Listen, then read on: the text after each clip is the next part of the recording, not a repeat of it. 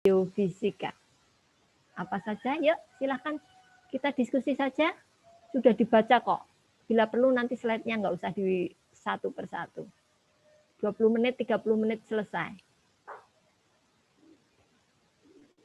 Ya, yuk.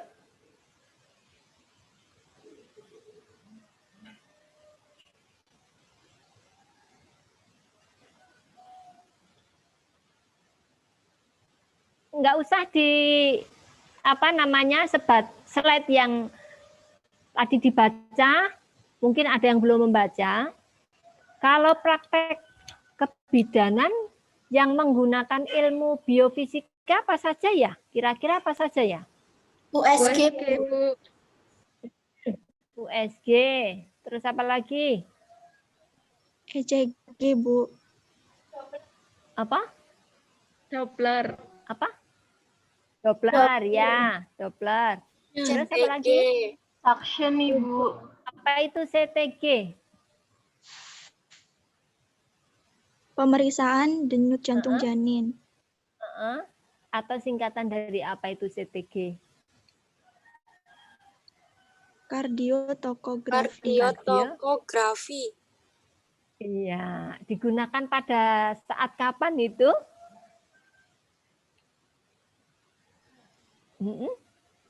Pada saat persalinan, Ibu. Pada saat persalinan. Untuk mendeteksi apa? Denyut jantung janin. Gerakan janin. Detak jantung janin, gerakan janin. Sudah cukup? Atau ada hal yang lain? Kontraksi rahim. Kontraksi rahim. Iya, kontraksi rahim ya.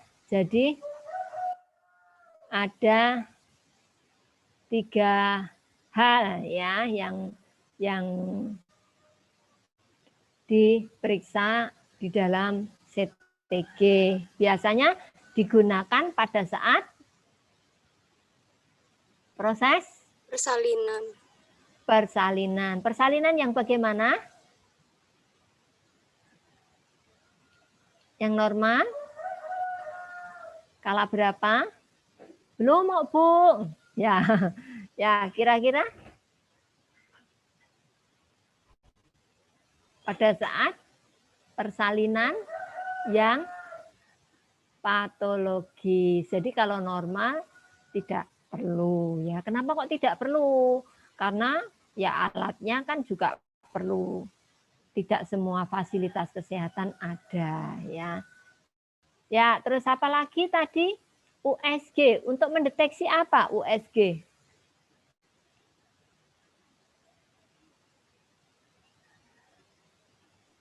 Untuk melihat struktur jaringan. Untuk melihat struktur jaringan. Struktur jaringan ya. Sehingga biasanya digunakan untuk apa saja ini? Mengetahui jenis kelamin bayi. Nah, jenis kelamin bayi ya, betul. Sip. Terus apa lagi? Pinter loh ya. Memonitor denyut jantung dan Meriksa kondisi janin. Iya, denyut jantung, kondisi janin. Terus apa lagi?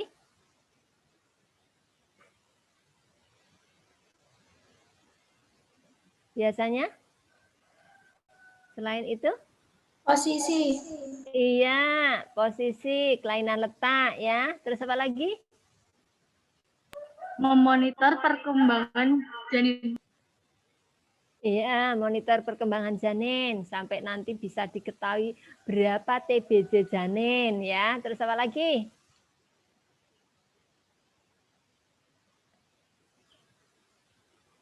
Lagi. Selain pada yang tadi Anda sebutkan di luar itu untuk di luar kehamilan bisa nggak pakai USG? Bisa. Bisa, misalnya?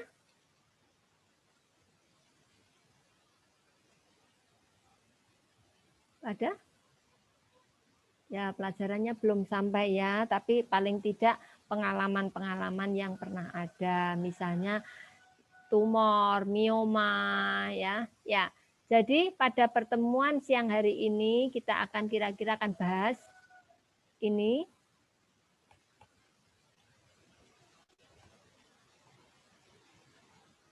jadi prinsip-prinsip biofisika ya, kemudian pengaruh tekanan, termodinamika, body mekanik, dan beberapa tindakan dalam bidanan. Nah, yang tadi Anda sebutkan adalah di sini beberapa tadi. Nah, kalau kita bicara tentang tekanan dalam tekanan. Anda kenal apa saja yang berkaitan dengan tekanan? Tekanan darah. Tekanan darah ya. Kalau kaitannya dengan kenapa kok kita kaitkan pengaruh tekanan kok dengan biofisika?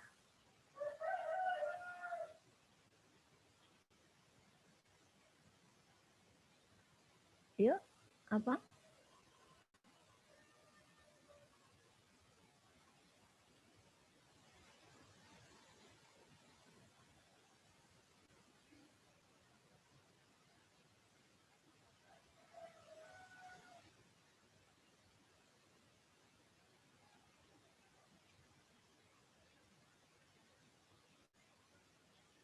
Apa?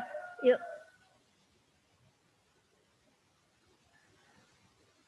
Tensi, Bu. Penggunaan tensi. Oh, penggunaan tensi yang bagaimana? Tensi yang bagaimana? Penggunaan tensi yang bagaimana?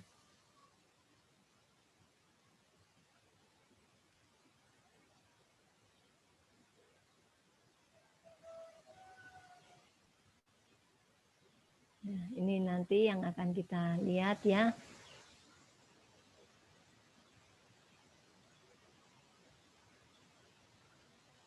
Nah, tekanan-tekanan tadi berkaitan dengan penerapan hidrodinamika ya. Hidro itu air. Jadi ilmu yang berhubungan dengan gerak liquid atau cairan ya. Jadi kalau kita bicara tadi beberapa kali tekanan-tekanan tadi, kita juga termasuk berbicara tentang hidrodinamika ya. Nah, tekanan darah itu dari tekanan tadi ya. Hasil atau terjadi tekanan darah terjadi karena pemompaan jantung dan resisten pembuluh darah. Jadi adanya hasil kerja pemompaan jantung ya, darah kemudian masuk ke pembuluh darah dan memberikan tekanan pada pembuluh darah. Sehingga keluarlah hasil tekanan darah dari angka sistol dan diastol ya, sistol dan diastol. Nah, dari hasil pengukuran tekanan darah ini, kita bisa mengambil satu kesimpulan apakah karena ini termasuk merupakan salah satu tanda-tanda vital ya. Nah, kalau volume darah berkurang, kita bayangkan dalam sebuah saluran atau selang ya. Nah, kalau isi atau air yang lewat pada pembuluh darah tidak penuh, maka tekanan yang mengenai pada pembuluh darah ini kurang kuat, ya, lemah. Sehingga kalau volume darah berkurang, tekanan pada pembuluh darah kurang akan biasanya pada kondisi-kondisi hipotensi. Pada keadaan misalnya pre-shock, shock, ya, darah keluar banyak, diare, muntah-muntah, itu isi volume pembuluh darah berkurang. Ya. Atau kebalikannya, pembuluh darah menyempit. Jadi pembuluh darah menyempit, contoh kalau pada pada klien atau pada kesehatan, ini pada kondisi misalnya pengapuran pembuluh darah, penebalan pembuluh darah karena lemak-lemak, ya, lemak-lemak. Nah, sebagai gambaran kalau ini tadi kita membuat satu contoh misalnya ya, ini isinya tidak penuh, maka tekanan kurang menjadi pada kondisi hipotensi tadi ya. Nah, kalau pada saat kita menyiram bunga misalnya, menyiram bunga kita pakai pakai selang tadi, maka supaya pantulan air yang keluar itu jauh ya, maka ujung lubang selang tadi kita tutup sebagian, kita perkecil. Ada yang sudah pernah? Atau enggak pernah, Bu? Enggak pernah, biar Ibu saja. Nyiramin bunga? Ada yang pernah? Ibu. Ya, jadi maka kalau sebagian kita tutup selang itu, maka tekanan atau air tadi akan memancar lebih jauh. Betul. Nah, sama dengan gambarannya, kalau pembuluh darah itu menyempit, maka tekanannya akan kuat. Jadi menjadi hipertensi tadi, atau bukan menjadi, tetapi ini terjadi pada kondisi-kondisi hipertensi. Ya. Tekanan darah merupakan salah satu tanda-tanda vital yang penting pada seseorang ya, pada termasuk klien. Yang kedua adalah tekanan kandung kemih. Ini biasanya kalau pas perkuliahan begini, ada yang teman-teman ngechat di chat room. Bu, mohon izin ke belakang dulu. Siapa yang pernah merasakan mau pipis? Siapa? Gimana ceritanya? Yuk cerita.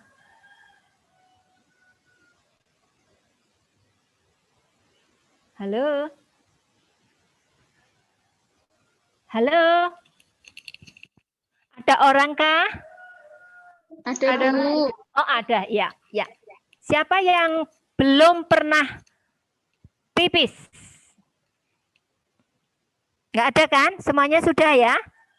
Sudah, Bu. Iya, sudah sih, keren, mantap. Ya, ya, tolong ceritakan bagaimana pengalaman Anda ketika Anda mau ke belakang untuk BAB ataukah BAK.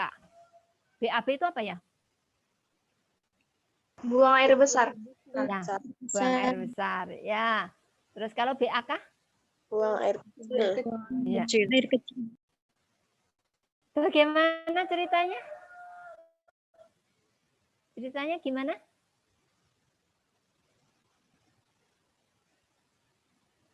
Nggak ada ya yang sudah pernah merasakan pingin ke kamar mandi untuk BAK? Pernah, Ibu. Gimana ceritanya? Gimana? Ya, kalau minum banyak itu Bu, perutnya kerasa penuh kemihnya, ya langsung pengen pipis, Ibu. Oh gitu. Jadi karena kandung kemihnya penuh sehingga langsung terasa pingin pipis ya. Nah, untuk materi anatomi, fisiologi sudah ya. Loh, kemarin kita ketemu juga kan? Kita ketemu ya? Iya, Bu. Semester kemarin ya? Iya. Ya Allah, kita ketemu loh ya. Ya, jadi karena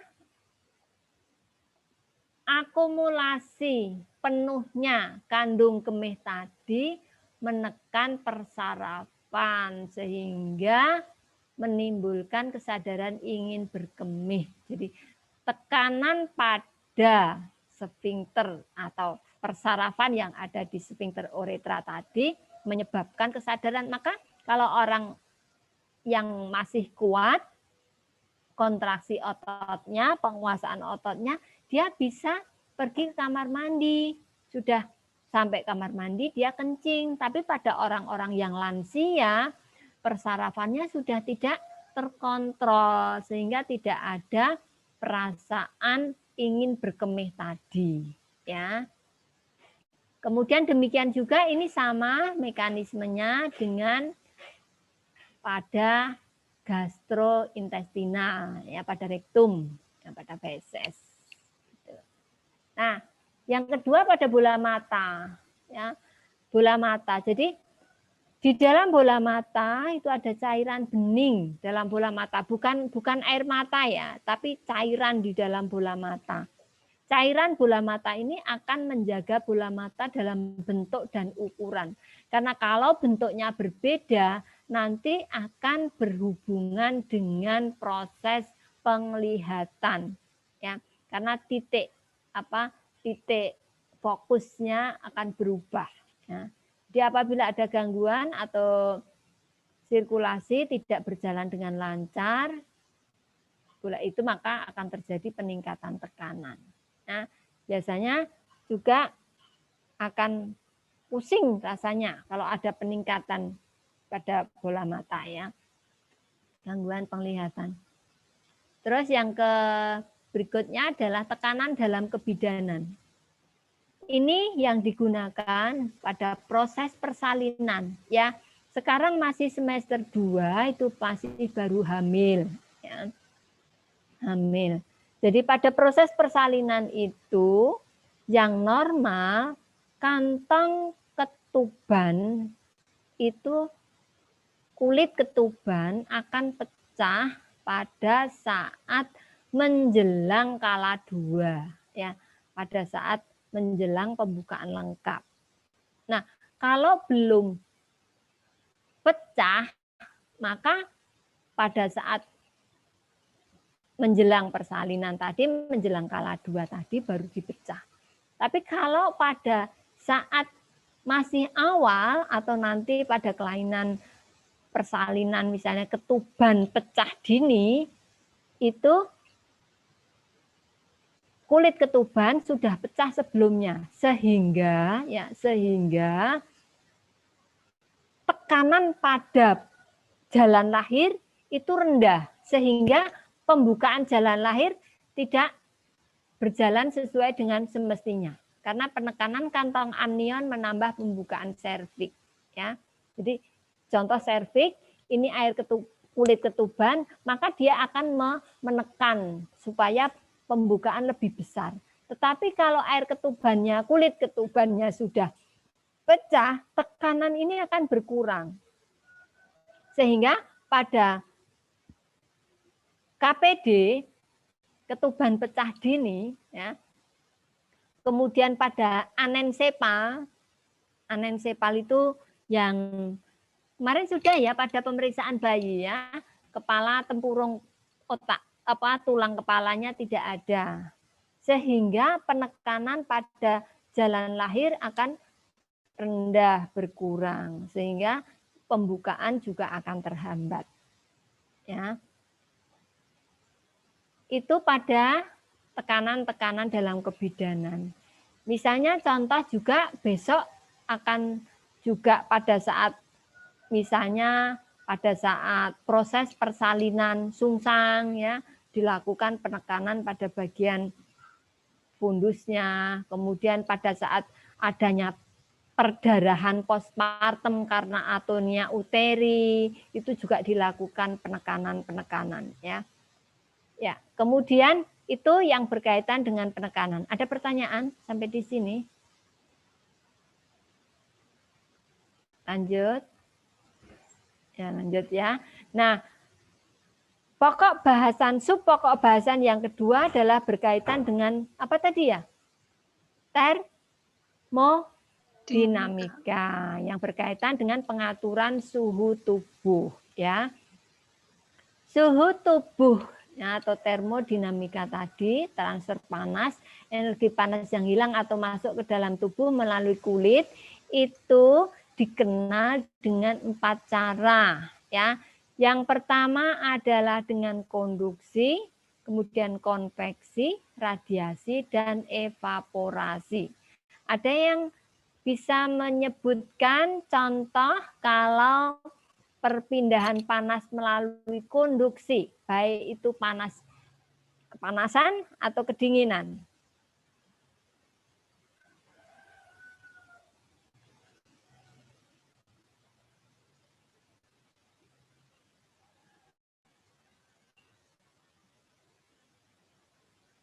Boleh menjelaskan apakah konduksi, konveksi, radiasi, atau evaporasi?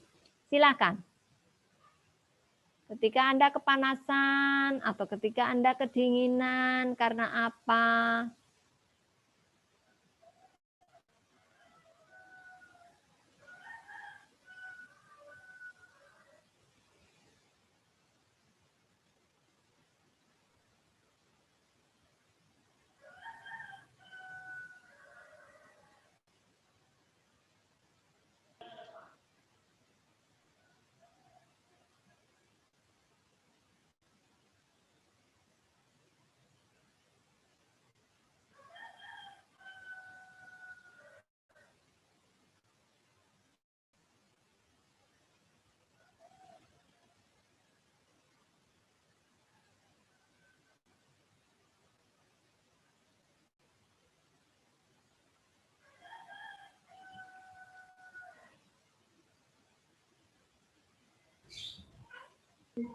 Saya Bu, pengertian konduksi. Silakan.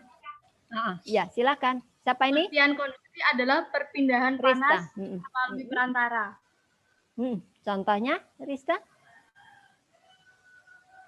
Contohnya menggunakan setrika baju, Bu.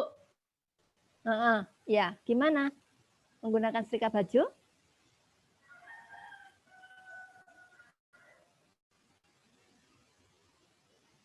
Betul ya, betul. Terus pada saat menggunakan setrika baju, terus panas di setrika. Panas di setrika dihasilkan dari listriknya, Bu. Listriknya. Kemudian berpindah pindah ke baju. Oh iya, bagus. Berpindah ke baju, ya. Kalau kaitannya dengan yang alami, tidak pakai alat misalnya, ya tadi Rista sudah menjelaskan bagus sekali ya. Jadi pakai setrika, setrikanya panas. Kemudian dipindahkan ke baju, ya, atau mungkin ke kulit, kulitnya jadi kebakar ya. Ya, kalau yang tidak pakai itu, misalnya tidak pakai alat. Contohnya bayi diletakkan di ruangan yang dingin, bayi dibiarkan telanjang, Ibu. Radiasi. Iya, itu ragestian. Itu yang radiasi. Iya, radiasi. Ya, jadi bayi diletakkan di ruangan, tidak pakai baju, kemudian akan menjadi dingin ya, karena perpindahan badan di bayi ke bagian ruangan yang lain ya. Ya, terus apa lagi? Kalau evaporasi, bayi setelah mandi itu tidak dilap, Bu, akan kayak menguap gitu. Iya, bagus, pinter banget. Kalau kita pas panas, kita cuci muka, tidak handukan, itu airnya kemana ya? Airnya. Termasuk bayi tadi, yang habis dimandikan tidak dihandui tadi. Airnya kemana? Menguap. Ya, menguap ini tadi bersama dengan panas di dalam tubuh. Pinter loh ya. Ya, lanjut. Apa lagi? Yang ketiga konduksi, Bu. Konduksi. Konduksi itu apa? Misal popok basah tidak langsung diganti. Kan menyentuh bayi dengan tangan. Iya, ya sama dengan yang tadi ya, yang Rita tadi dengan setrika. Kalau dikaitkan dengan yang tidak usah pakai alat, bayi ditidurkan atau dibiarkan dia pakai popok yang basah, ya. Jadi kedinginan dia karena perpindahan panas ya. Ya, pinter. Apalagi? Yuk. Konveksi, Bu. Yang bagaimana? Diletakkan di dekat pintu, Ibu, atau memakai kipas angin. Memakai kipas angin, ya, memakai kipas angin. Anda pernah merasakan? Pernah? Pernah. Pada saat apa? Pada saat apa? Pernah, Bu. Pada saat merasa kepanasan menyalakan Oh, kipas kepanasan, ya, kepanasan, kipas-kipas ya. Iya. Ya, jadi ada konduksi, konveksi, radiasi, evaporasi. Kita lihat coba ya. Nah, perpindahan panas langsung tanpa perantara radiasi tadi, ya. Jadi contohnya misalnya pada bayi, ya.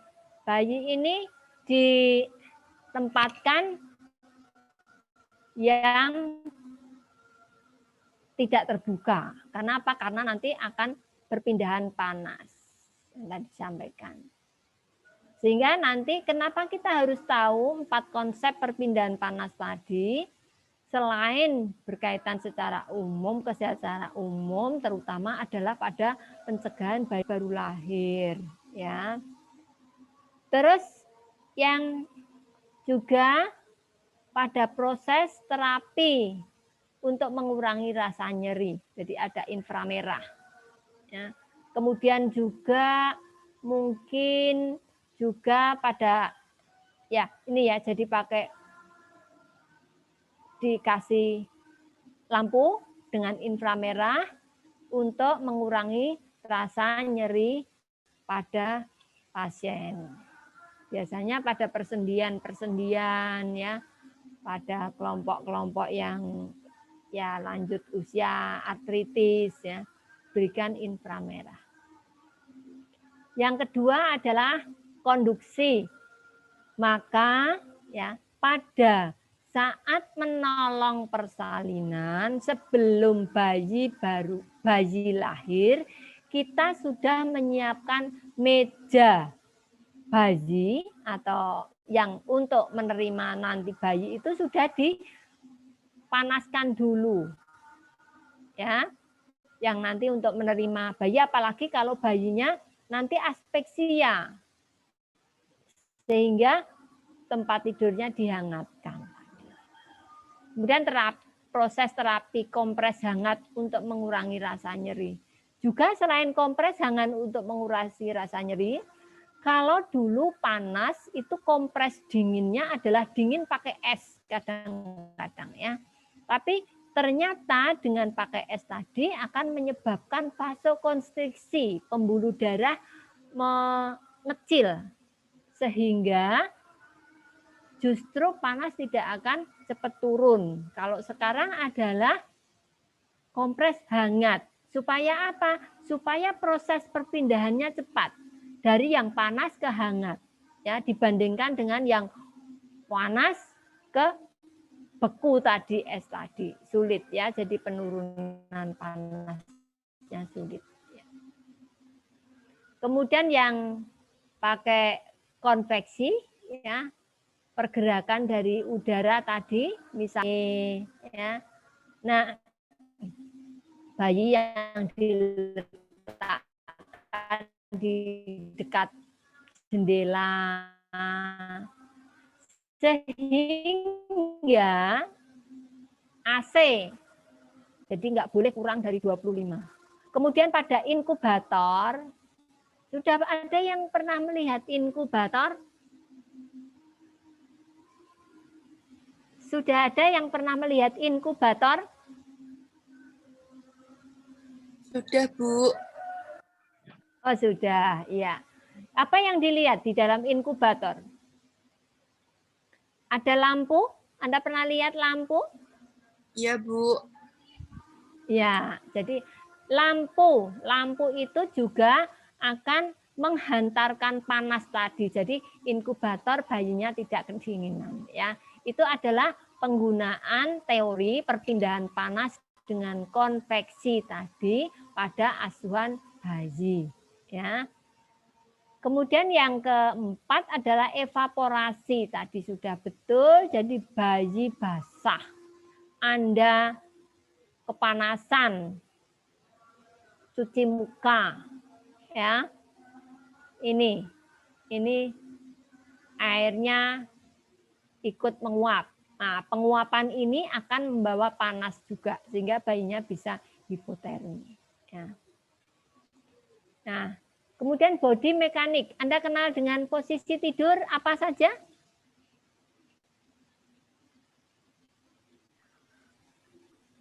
Semester 1 kemarin Posisi KDM itu Bu apa yang saja? fowler, semi-fowler. Nah, untuk apa semi-fowler, fowler? Kalau fowler Itu yang bagaimana toh? Memfasilitasi jalan pernafasan. Iya, untuk memperlancar atau diberikan pada pasien dengan gangguan jalan nafas. Ya, selain gangguan jalan nafas, Memberi kenyamanan. memberi kenyamanan, ya bagus. Terus apa lagi? Pada siapa yang diberi kenyamanan?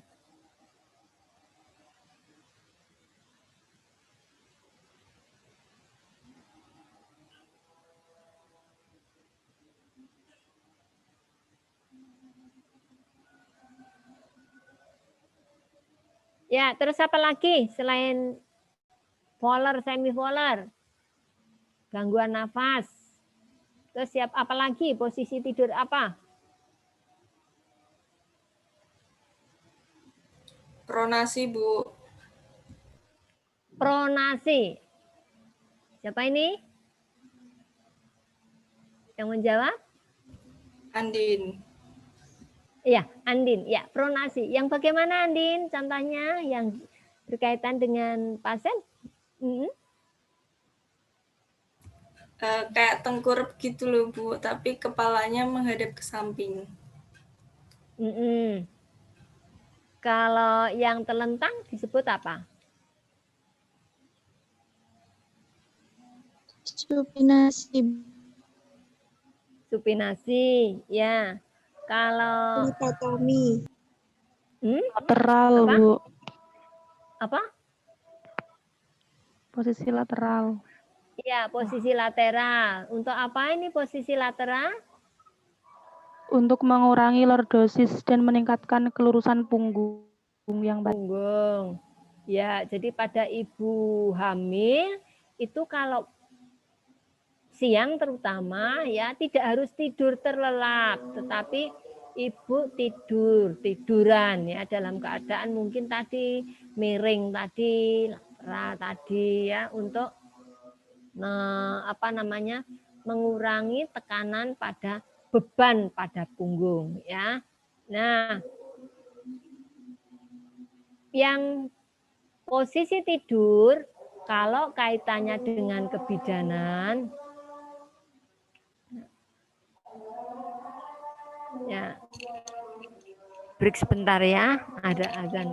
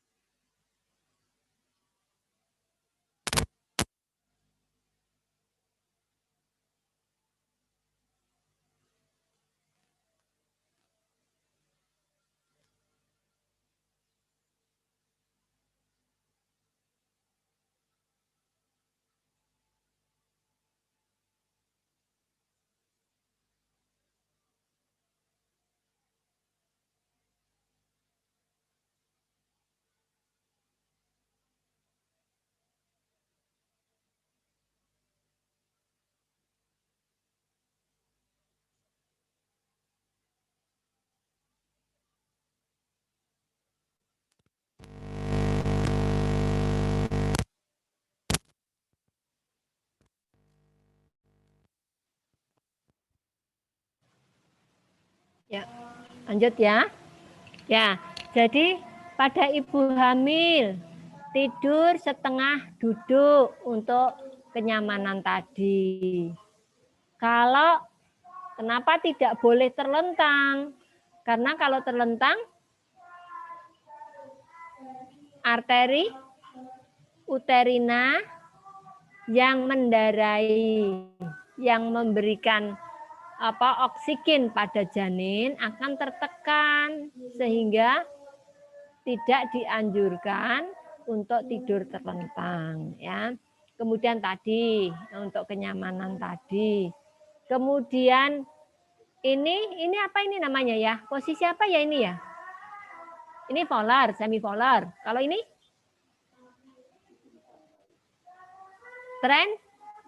Trendelenburg ya.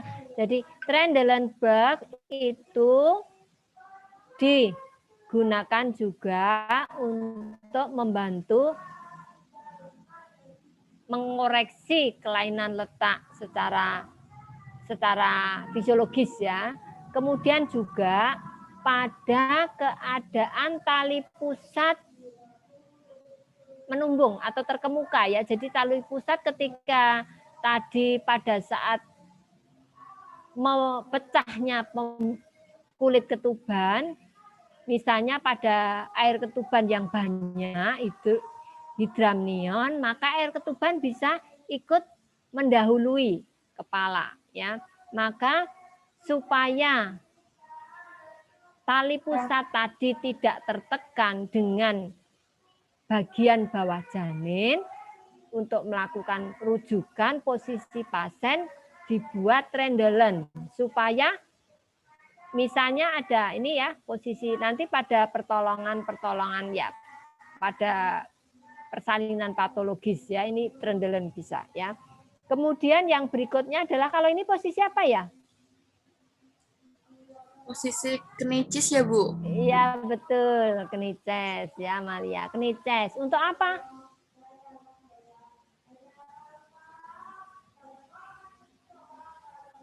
Untuk mengoreksi Daerah rektum dan sigmoid. Rektum dan sigmoid. Kalau ini kira-kira gambar ini untuk apa ya? Bisa untuk koreksi kelainan letak apa? Kepala bayi. Sungsang ya, letak janin harapannya menjadi letak kepala ya. Jadi dengan knices ya. Jadi kalau yang tadi beberapa jenis-jenis posisi tidur tadi yang seperti Anda sebutkan tadi, tetapi yang untuk arah kebidanan ya yang lebih banyak digunakan knices, kemudian juga Trendelen, Polar, kemudian ini bukan SIM ya. Kalau SIM kan setengah telungkup ya. Ininya ketekan ini saja diganjel ya, perutnya diganjel lateral atau miring ya. Kemudian kalau yang misalnya yang apalagi ya? Posisi tidur ya, yang supin, pronasi itu tidak untuk yang ke arah kebidanan ya. Mungkin juga untuk yang lain ya. Kemudian dorsal rekumben, litotomi ya. Ya, itu untuk posisi tidur. Kemudian kalau yang berikutnya adalah untuk posisi beban ya, beban. Ini berkaitan dengan gravitasi. Maka kita untuk menyarankan kepada, sudah sampai belum body mekanik pada ibu hamil? Kalau mengambil barang bagaimana harusnya? Sudah belum? Sudah, Bu. Oh, sudah ya. Ya, jadi ini adalah posisi salah, apalagi kalau hamil ya. Kalau hamil jungkel ya, maka ibu harus jongkok dulu, posisi badannya tegak, kemudian naik berdirinya, pegangan sesuatu supaya tidak tidak posisi ini ya. Nah, kenapa yang posisi seperti ini adalah yang benar ya. Jadi benar karena posisi beban mendekati titik tumpu. Ini titik tumpunya ya, titik tumpunya. Sehingga kontraksi otot dan juga akan lebih efektif mengangkat benda. Kalau ini lebih berat, bahkan kadang-kadang berbahaya untuk di punggung maupun pinggangnya ya. Tetapi kalau yang benar ya, ini akan ya sehat. Termasuk juga body mekanik ini berkaitan dengan pada saat kita melakukan tindakan ya, pada meletakkan alat-alat itu bahasanya, lihat kemarin checklistnya ya, itu alat-alat diletakkan pada posisi ergonomis. Artinya kalau kita mengambil itu tidak mengganggu kontraksi uterus. Contoh misalnya ketika kita melakukan tindakan, posisi alat-alat di sebelah kanan. Kenapa sebelah kanan? Karena kita akan mengambil dengan mudah. Tetapi kalau sebelah kiri, mungkin kita mengambilnya secara muter. Jadi kalau kita muter begitu, daerah pinggang bisa ada terganggu. Termasuk juga, Anda sudah praktek untuk memindahkan, belum pernah ke asrama ya. Maksudnya teori memindahkan pasien ya. Kenapa harus posisinya misalnya sudut dari antara berangkat dengan tempat tidur, teorinya kan gitu toh. Kemudian posisinya yang bawah, yang paling tinggi bagian kepala, kemudian yang berurut, yang rendah bagian kaki ya. Itu adalah pada semester 1 kemarin ya, karena ternyata ini berkaitan dengan kontraksi otot ya, titik tumpu tadi. Kemudian, nah ini beberapa tindakan yang tadi sudah Anda sebutkan, USG, betul tadi ya. Jadi USG merupakan satu diagnosis yang dilakukan di atas permukaan kulit atau di atas rongga otot untuk menghasilkan suatu ultrasound di dalam jaringan ya. Nih. Jadi nanti dari sini akan tampak gambaran pada layar ya. Kalau yang semakin canggih layarnya bisa kelihatan 3 dimensi, bisa kelihatan jelas ya, tidak hanya bayangan saja ya. Kemudian juga selain untuk kehamilan tadi juga digunakan untuk melihat struktur jaringan tubuh atau analisis dari gelombang Doppler ya. Termasuk ini pada misalnya apakah hamil atau tidak, misalnya pada kehamilan yang belum bisa dipalpasi, itu dilakukan pemeriksaannya adalah dengan USG. Apakah bayi kembar atau tidak, kemudian apakah posisinya betul atau tidak, adakah misalnya mioma uteri, ya pertumbuhan jaringan yang tidak normal, ya. Itu adalah dengan USG. Misalnya kelainan pada ginjal, pada saluran pencernaan. Yang berikutnya adalah EKG, elektrokardiografi, merupakan instrumen medis yang digunakan untuk memperoleh informasi tentang kerja fungsi jantung seseorang. Ya. Signal ECG ini diukur dengan bantuan kepingan logam. Jadi ada logam yang ditempelkan di dada, kemudian di tangan, di kaki, kemudian dihubungkan dengan alat. Nanti akan muncullah gambaran-gambaran bagaimana keadaan fungsi jantung tadi. Ya. Kemudian yang berikutnya adalah setelah EKG adalah Doppler. Ya. Kalau yang manual kan pakai Linex ya. Nah, kalau Doppler ini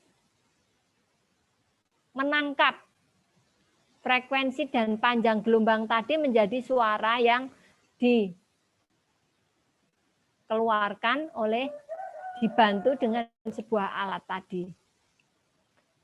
Nah, jadi gelombang yang diterima oleh pengamat atau alat tadi, sumber suara atau gelombang tersebut bergerak relatif terhadap pendengar. Jadi ini kelihatan sekali kerasnya detak jantung janin. Apakah itu detak jantung janin atau bising usus?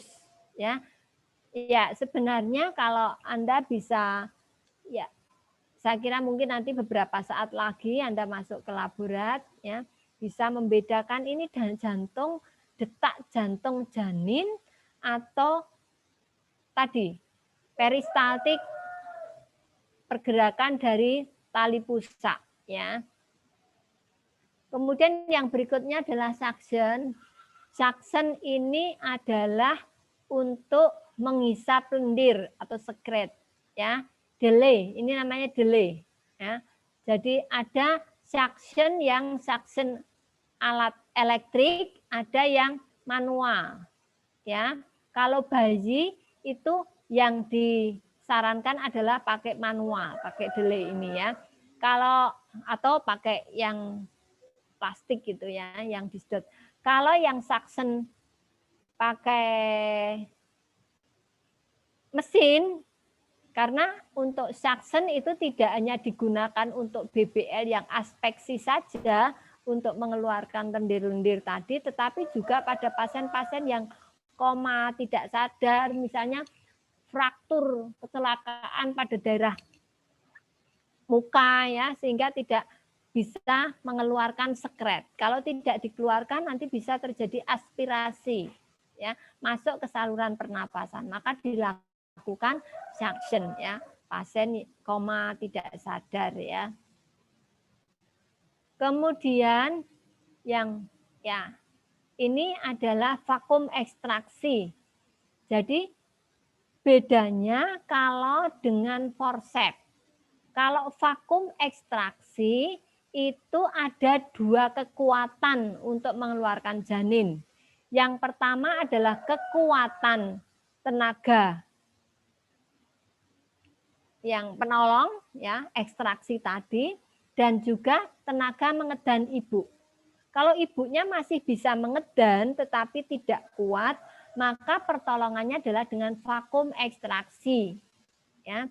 Tetapi kalau ibunya sudah tidak bisa mengedan atau tidak boleh mengedan, misalnya pada pasien yang dengan PEB, preeklamsi berat, ya, maka bisa dilakukannya bukan vakum ekstraksi, tetapi dengan forceps, ya, dengan ditarik pakai sendok, forceps, tarik seluruhnya, atau penyakit jantung, ya, jantung, maka ibu nggak boleh mengedan, ya.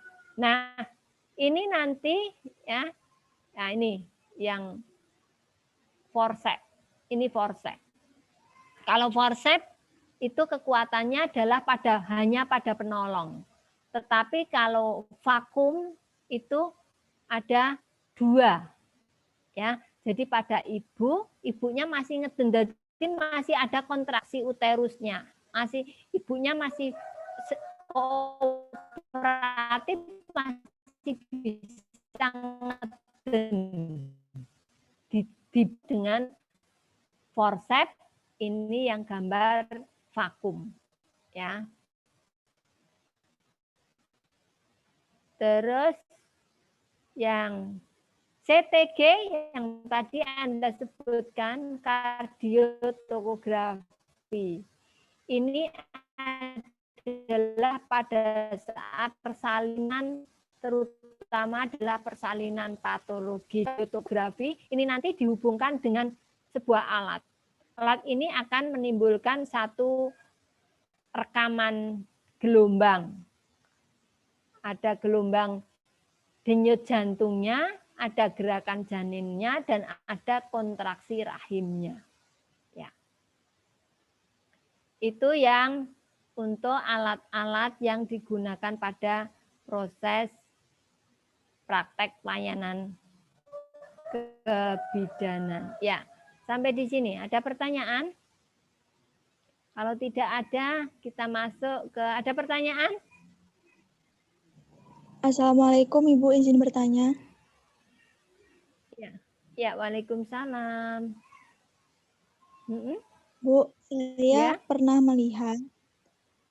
melihat ibu-ibu yang anaknya sedang sakit flu atau pilek, itu lendir yang ada di dalam hidung itu disedot menggunakan mulutnya ibu. Apakah itu diperbolehkan ya, Bu? Iya. Terima kasih. Ya. Siapa ini? Nggak kelihatan karena kan yang sampai siapa tadi yang bertanya bagus sekali. Siapa ya? Riesa, Ibu. Riesa, absen 10. Oh ya, Reza. Ya, Reza. Ya, jadi untuk mbah-mbah kita dulu, ya orang-orang kuno itu, karena kalau bayinya pilek, itu kan tidak bisa mengeluarkan lendirnya. Oleh karena itu dibantu dengan disedot sama orang tuanya ya untuk mengeluarkan. Ya, sebenarnya ya pada waktu dulu nenek moyang kita itu sudah bagus. Kenapa? Karena supaya ya membantu supaya lendirnya tidak menumpuk. Kalau lendirnya menumpuk kan dia tidak bisa bernafas dengan leluasa. Ya. Nah, namun dengan perkembangan saat ini ya kalau disedot ingusnya ada kumannya kan nanti bisa ketularan ya. Ya, tetapi kalau sedotannya tidak terlalu kuat ya, itu bisa tadi mengeluarkan lendir tadi ya, lendir tadi. Tapi kalau nanti berlebihan ya bukan hanya lendirnya, bukan hanya sekretnya, tetapi juga termasuk oksigennya ikut. Salah satu bahaya pada saksen kan kenapa kok hanya tidak boleh langsung dalam waktu lama, tetapi harus pelan-pelan dimasukkan keluar masuk keluar, itu adalah supaya oksigennya tidak ikut tersedot ya. Jadi kalau kita sekarang melihat ya sebaiknya ya nggak usah Bu gitu ya. Jadi sebaiknya tidak usah diperiksakan. Kalau sudah ada lendirnya kan berarti ada infeksi, diperiksakan. Nanti akan diberikan obat-obat. Selain obat-obat kan kemarin kita sudah belajar obat-obat ya, termasuk ada obat pengencer dahak misalnya Ambroxol ya. Kalau yang ya GG di puskesmas ya, sehingga itu akan mengencerkan lendir, nanti lendir akan bisa terbantu dengan keluar. Begitu ya Raisa. Iya Ibu, terima kasih. Sama-sama. Yuk lanjut. Ada pertanyaan lagi? Bu. Ya. Assalamualaikum Ibu, saya izin bertanya ya Bu. Ya, waalaikumsalam Cynthia ya. Kalau yang vakum ekstraksi itu kan disedot ya Bu? Ya. Vakum ekstraksi. Itu ada faktor resiko bahayanya gitu. Terus satu lagi Bu, kemarin kan saya nonton drama Ibu. Nah di situ operasi jantung itu mau dibuat katup buatan. Nah itu katanya nanti susah hamil itu pengaruhnya apa ya Bu? Ya. Jadi Anda belum sampai ya pelajarannya di sini belum sampai ya untuk hamil untuk asuhan kebidanannya. Belum ya? Baru hamil toh? Hamil yang patologis juga belum kan? Belum. Ya. Jadi belum. Nanti Anda akan belajar pada saat yang tadi juga saya sebutkan kan untuk penyakit jantung, apalagi kalau sudah derajatnya sudah derajat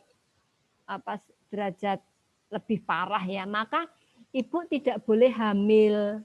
Nah, kalau sudah terlanjur hamil, maka ibu tidak boleh proses persalinannya tidak boleh mengedan. Ibunya sadar, mungkin dia mau mengedan, tetapi tidak boleh penyakitnya. Ya, oleh karena itu pertolongannya adalah salah satunya adalah dengan forceps. Jadi ibunya tidak mengedan, kemudian dikeluarkan lewat tarikan penolong. Itu yang forceps yang ini ya. Jadi kalau yang ini adalah untuk yang vakum ekstraksi ya. Kalau forceps adalah dengan kekuatan satu penolong. Nah, sehingga tadi pertanyaannya kalau misalnya di operasi, kemudian ada sudah jantungnya sudah bermasalah, ada dikasih ring gitu ya, ring atau operasi. Nah, bagaimana untuk kehamilan? Ya, tentu saja akan memperberat dua-duanya. Jadi ibunya penyakit jantungnya bisa tambah berat, kehamilannya juga tidak akan baik. Ya, sebaiknya maka ada screening ya, screening termasuk nanti pada saat mau hamil itu dipersiapkan. Kalau sudah masuk ke penyakit jantung lebih-lebih sudah parah ya terpaksa tidak boleh hamil. Itu pertanyaan yang kedua ya. Yang pertama adalah kalau dilakukan forceps maupun vakum apakah berbahaya? Ya, pasti semuanya ada berbahayanya. Ya, makanya ini termasuk ada ini satu namanya sepal hematum atau juga ada nanti yang lebih rendah atau lebih ringan dari sepal hematum itu kaput subsedanium. Jadi ada di antara tulang tengkorak dengan kulit itu ada cairan ya yang nanti kalau kaput subsedanium itu akan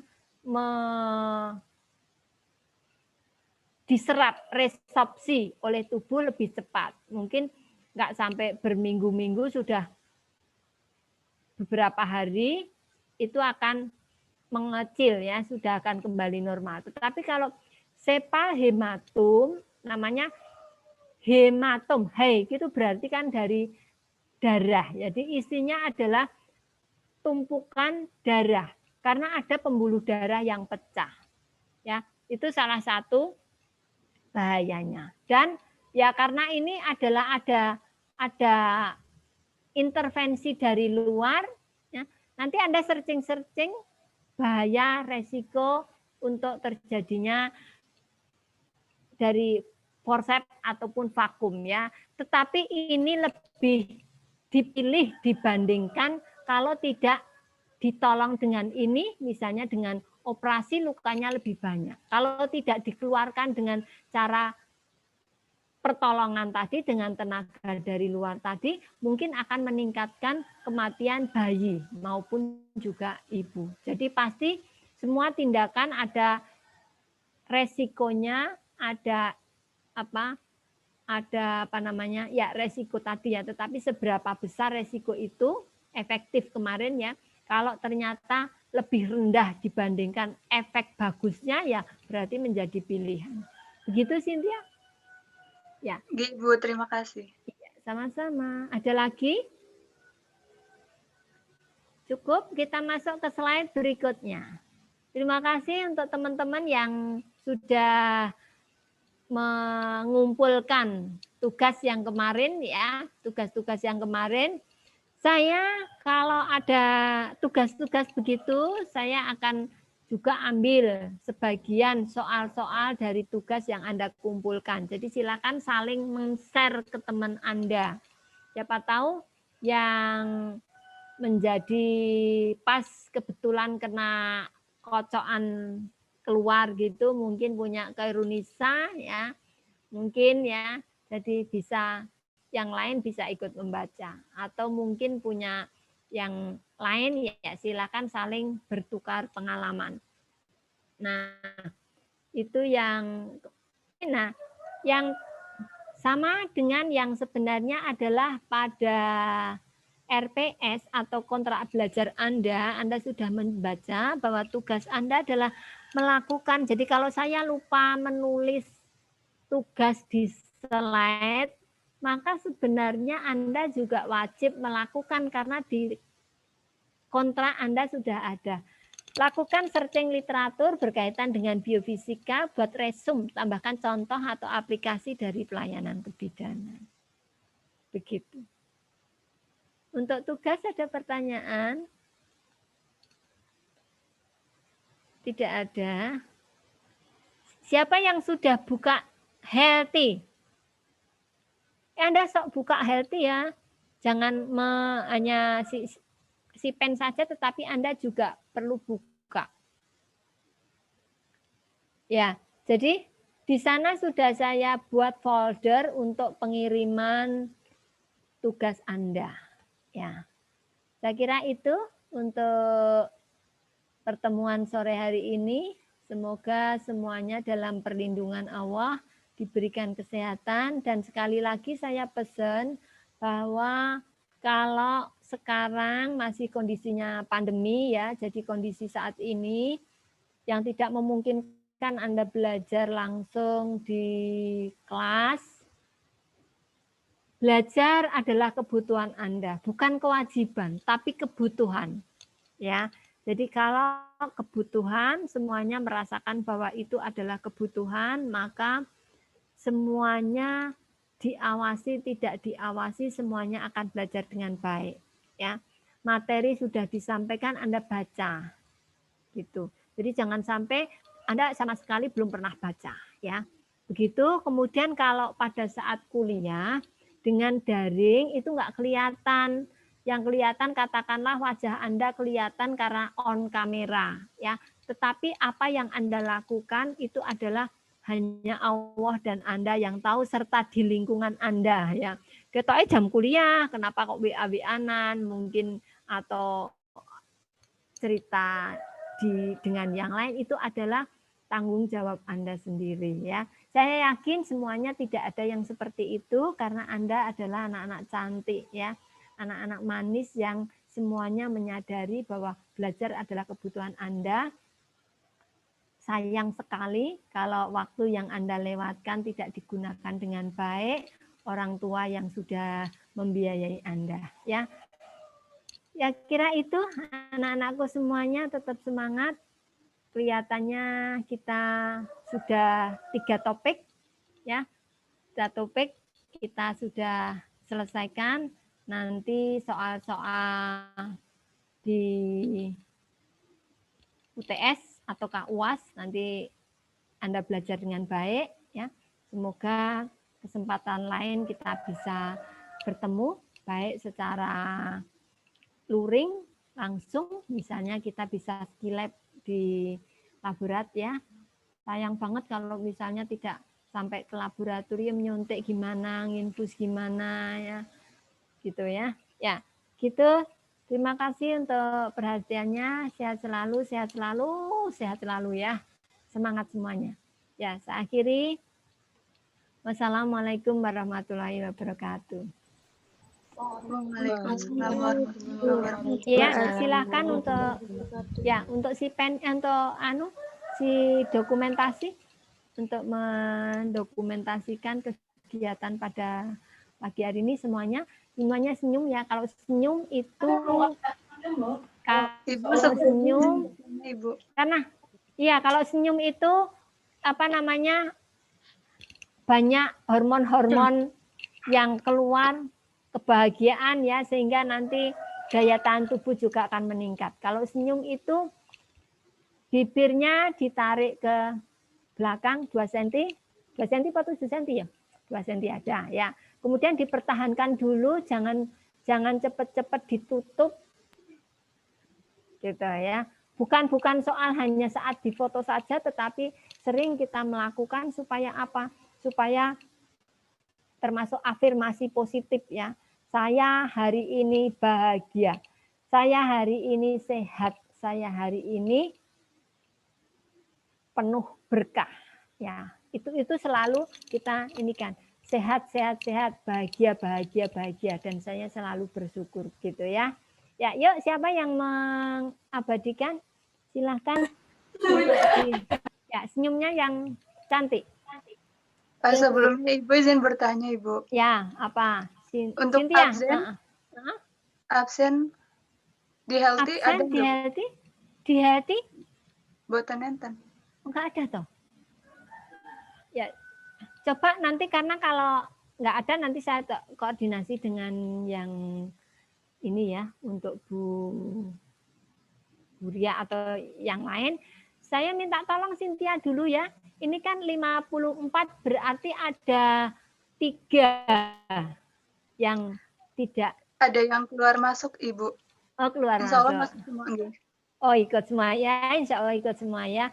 Insya Allah ikut semua dan semangat semuanya karena materi kan sudah ini ya, sudah dibagi. Ya, yuk silakan siapa yang mau saya baca dulu chatnya. Sebelum saya tutup, saya baca dulu chatnya. Oh ya, semuanya hanya izin untuk off kamera. Ya, sinyalnya yang jelek ya. Tadi beberapa sudah saya baca, ini tambah lagi, nggak apa-apa selama Anda tetap, karena sekali lagi tadi belajar adalah kebutuhan Anda. Ya, gitu semuanya, sehat selalu. Ya, ya, yuk silakan. Siapa yang mau Saya Bu, saya ya, sama yuk. slide 1. 1, 2, 3. Oke, slide 2.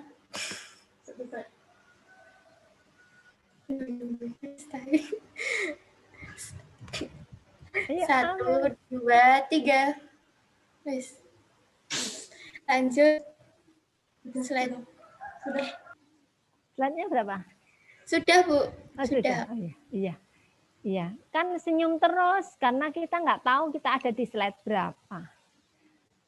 Sehat semua ya. Ya, izin live ya. Ibu, terima kasih. Ya. Ibu, terima kasih. Sama-sama. Assalamualaikum warahmatullahi wabarakatuh. Waalaikumsalam. Waalaikumsalam warahmatullahi wabarakatuh.